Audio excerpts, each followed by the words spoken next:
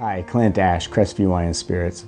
In this video, I want to talk about how to drink red wine. It's not saying necessarily how to taste red wine. We're going to do a video on that as well. And we'll also do a video about how to read a wine label on a bottle. But this is just really kind of about studying the bottle, studying the wine, the color, texture and aroma, feeling out the wine and trying to figure out what to pair it with. Drinking red wine should be enjoyable. You don't want to put too much thought into it, but there are a lot of things that it might be nice to know. First of all, we want to look at the bottle. Make sure you read everything on the label, the front and the back. It'll tell you obviously alcohol content, but you can learn a lot more from a label than you think. For instance, if you know the region, you know that in a warmer climate you're going to get a richer, full-bodied, more ripe wine. If it's a cooler climate, you'll get a much lighter-bodied wine. So those will really help you when you're looking at the label, trying to kind of figure out what to pair it with and how the wine's going to taste, or how it should taste when you get it out of the bottle. Also, producer is very important. You'll notice this is a French Bordeaux, but on, say, domestic wines, it's really easy to see the hierarchy. You can see that it was produced in, say, California, and then in Napa, and then so on. It keeps going down into regions. The smaller the region, probably the more expensive the bottle, but probably also nicer the quality. You'll see many red wines that are designated as just North Coast or Central Coast, and those are all fine wines. We sell a ton of them. But when you start getting down to Alexander Valley and you start getting down to smaller and smaller regions in California or, say, France or Italy, the price does tend to go up, but so does the quality.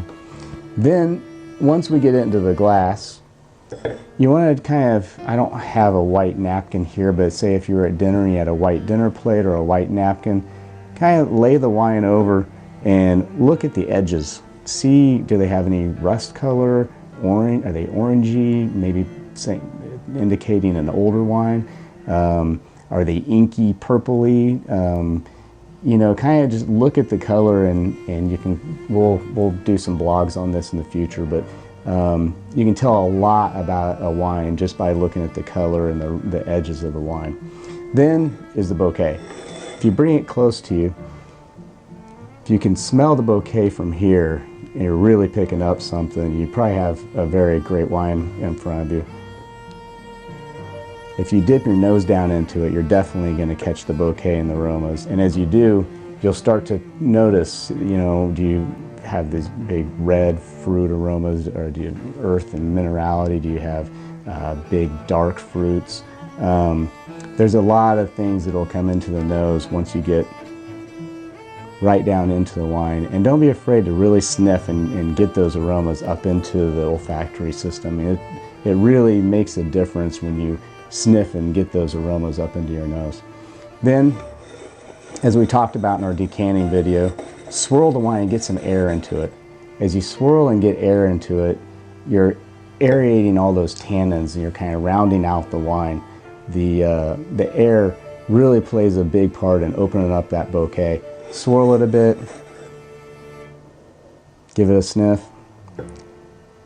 It'll tell you a lot about the wine as the course of the night goes on, whether you're swirling through dinner or after dinner as you sit and drink the wine. Keep getting air into it and keep getting those aromas into your nose. Red wine isn't tough. It just takes a little bit of study. A little bit of study on the regions, a little bit of study on the types of grapes, and then actually studying the wine in your glass. Hope some of these pointers help out. My name's Clint Ash, Crestview Wine and Spirits. We'll see you in the next video.